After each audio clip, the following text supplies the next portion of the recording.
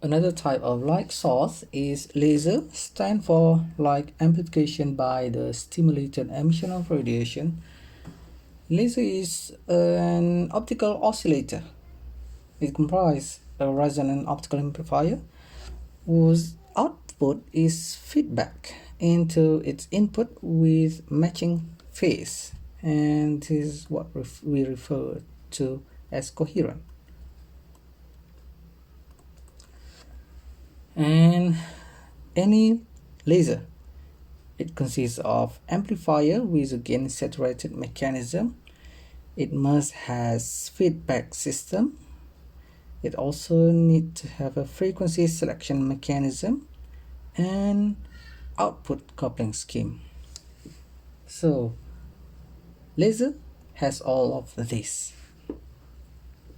In laser, the amplifier is the pump active medium, right, such as bias semiconductor region. Feedback can be obtained by placing active medium in an optical resonator. Alright, this is we normally refers to mirror, such as Fabry-Perot structure, which is two mirrors separated by a prescribed distance. Frequency selection is achieved by resonant amplifier and by resonator, which admits certain mode is allowed to oscillate within the structure. And output coupling is accomplished by making one of the resonator mirrors partially transmitting. Right, that is the simple structure of laser. Lasing in a pump active medium, in thermal equilibrium, stimulated emission is essentially negligible. We don't achieve stimulated emission at thermal equilibrium, and this is due to the density of electron in the excited state is very small. And if we have optical emission, is basically due to the spontaneous emission, similar in the LED process, right? To achieve laser, we need to have stimulated emission, right, with absorption happen with population inversion achieve. All right, and what happened when we have population inversion? We have a lot more electron on the valence, we have a lot more electron in the conduction level, which is the opposite of in thermal equilibrium, right? And this we refer as to population inversion. And how to achieve this? In semiconductor, we achieve by pumping technique, right? And how to pump a semiconductor? We inject a lot of electron in the material, right, to fill the lower energy state at the conduction band.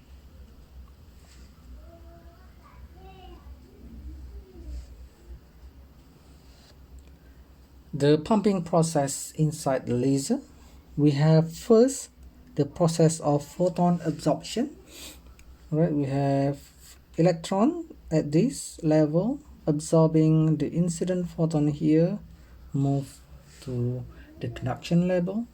All right, after a while this electron will be released back to the valence level, right, and it will release back the photon.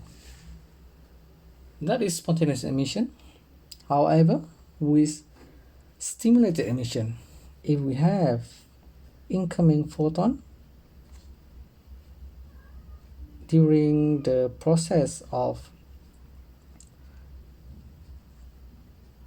the electron coming back to the valence level, right, this process with the incoming photon stimulate the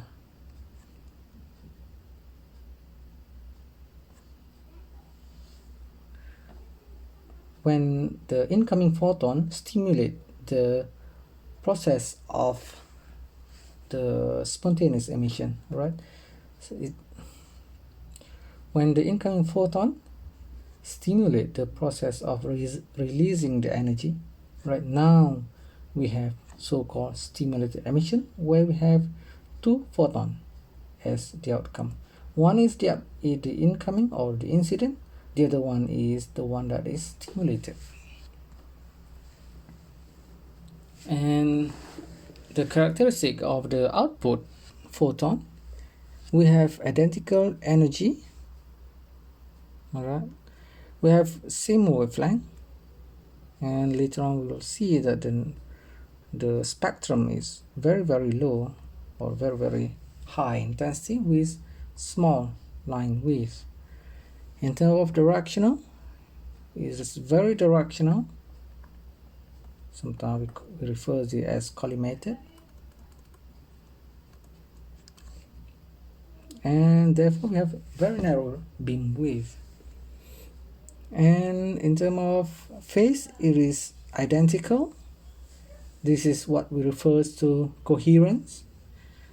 And in terms of polarization, it is also identical.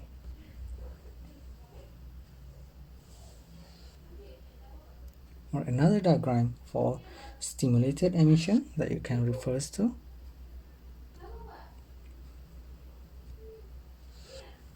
The device itself, which is the laser diode, made of semiconductor similar to LED.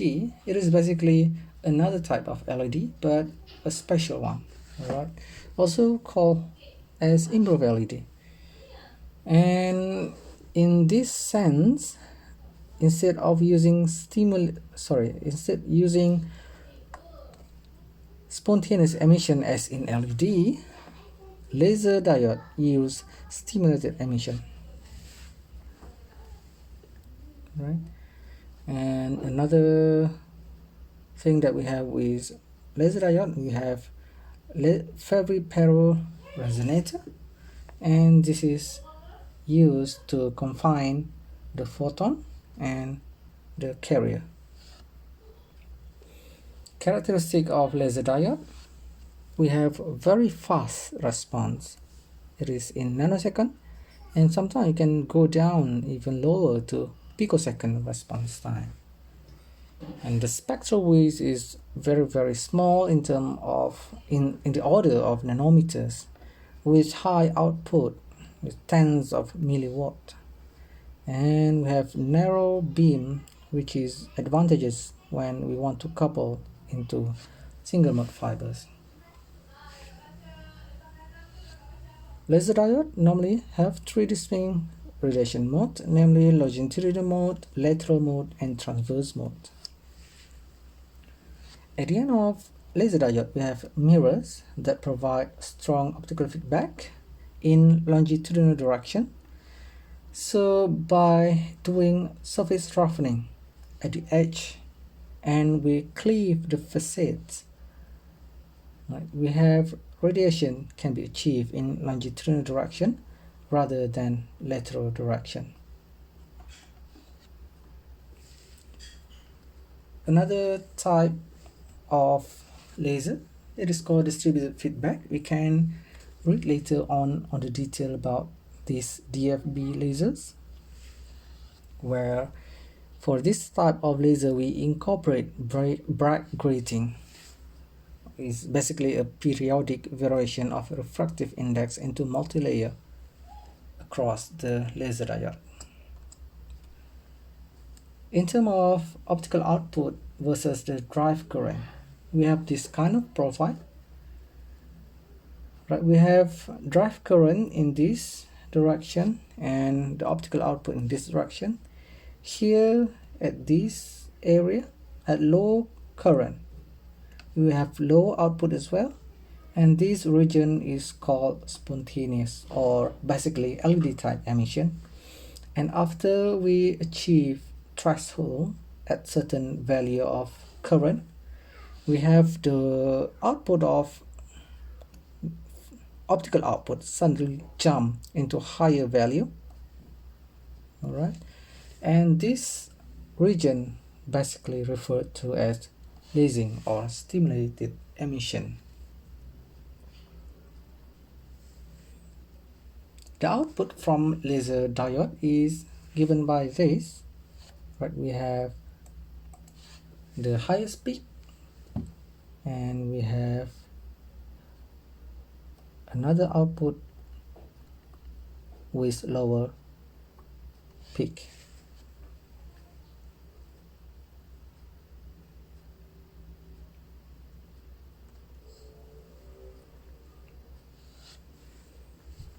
In terms of structure and radiation pattern, we can achieve efficient operation of laser diode by reduce the number of lateral modes. Alright, then we can stabilize the gain for lateral modes as well as lowering the threshold current.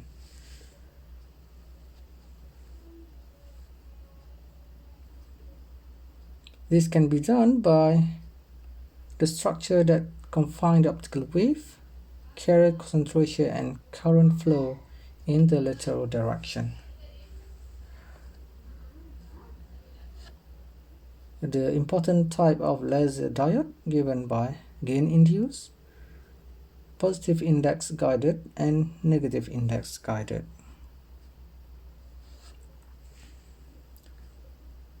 Single mode laser can be achieved, and it is basically mostly on the index guided structure that support only one fundamental transverse mode. And when we achieve single, we eliminate all the other mode, leaving only one peak with high intensity.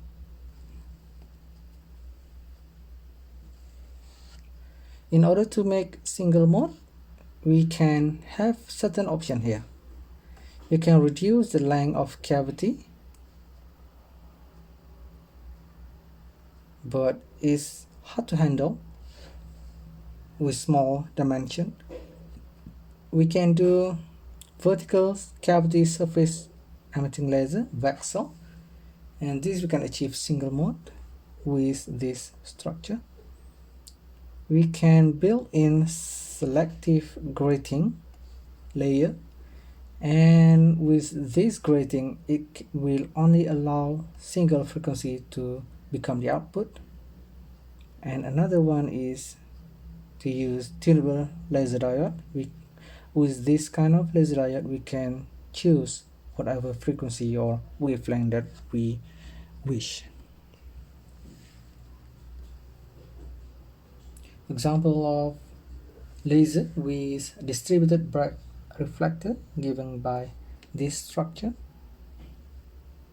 With this additional bright reflector layers, we can achieve single frequency output.